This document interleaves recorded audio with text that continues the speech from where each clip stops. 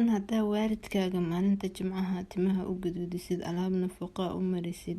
Waalidkii ku dhalayo adigoo dhalana dhabarka ku saaro dhulka ka ilaasho nafaqada naftoodana quud kaga dhigi jiray xubbi iyo jacayl iyo xanaano kugu soo barbaarsho markaad barbaartana bil ku sameeyo boqorkaaga yeele markay gaboobeen waayeel noqdeen adiguna xanaane xubbi iyo jacayl xeerkood ka yeel indhaha ku nuuro arrintaas ha ilaabin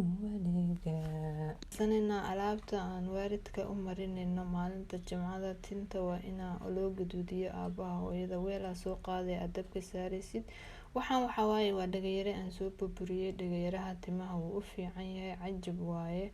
Intaa qaado barkeeda ku shubaysaa.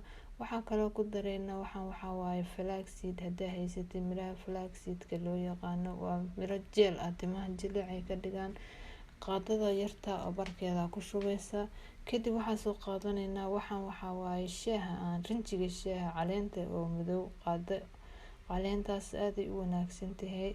Waxaa kale green tea waxa loo yaqaan shaaha cagaaran. Haddaa haysatid haddaad haysan sharti ma ahan, laakiin timaha aad ugu wanaagsan yahay. Hal xabaa ku riday. Haddaa asaga oo sida shaaha oo kale haysatidna qaado yar mugeeda ku daraysaa.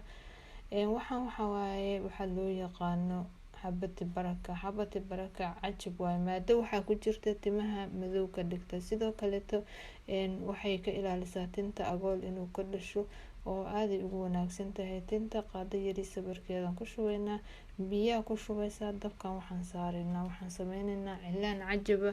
Waalidka waa in tinta loo qurxiyo, maasha Allah, xaq bay nagu leeyihiin oo aad baari u noqotid. Maalinta Jimcaha timaha u guduudisid aabahaaga intuusan salaada aadin, hooyada tinta u qurxisid.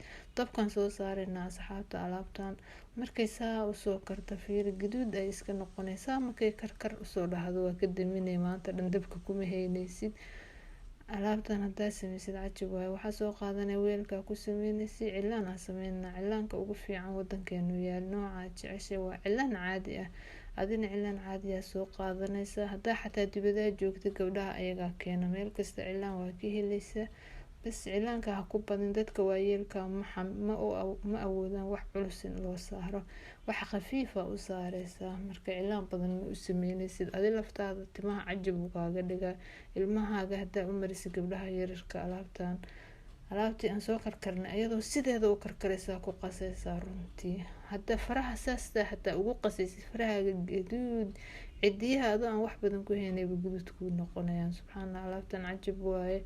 Hal saaci timaha waxay uga dhigay dadka waalidka way ku soo xanaaneeyeen, way kugu soo daaleen. Waa inaa baari u noqotid markay weynaadaan aad xanaanaysid, waayo taas waajibna way tahay, waa xil ku saaran. Laakiin timaha aabaha markuu sii baxayo u gaduudo, hooyadaada waxaad dareensiisaa inaysan waayeelba ahayn. Niyadda u dhis, ma aha inay caruurta kuu dhaqaaleynayaan. Hooyo caruurta aad wareerisid, waa inaa ayaga sida ilmahaaga uga taxadaraysid iyagana kaaga soo taxadareen. Uga taxadar, biri ilmahaaga adina kaa taxadaraya markaa waalidka wanaag u sameysid.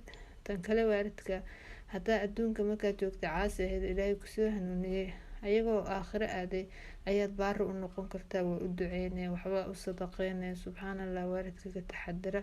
Alaabtan saas iyadoo ah waa marsan kartaa, ilmahaagana waa u marin kartaa. Waxaa sameyn kadhaa oo kaleeto liin dhanaan ha ku daraysaa, jab yar oo liin dhanaan ah.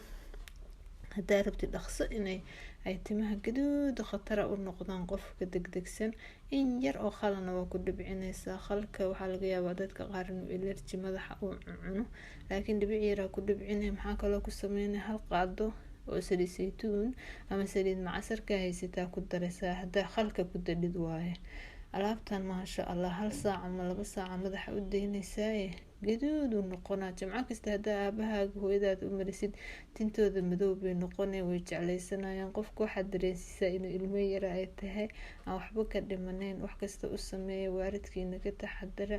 hadduu waalidkaaga dhintay wuxuu sadaqe, salaad kasta 5 salaadood aad tukanaysid u ducee.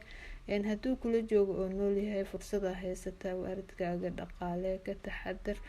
saasaad inta u dhexgelinaysaa. sidaa markaa u qastid oo uu qantac buu noqonaa, wuu iska sii qabooba. intaa qasaysid horaa ka marsanay, ma daboolaysid, ma dhigaysid. cajib waaye runtii alaabtan waa idinkula talinaa, alaab cajib waaye.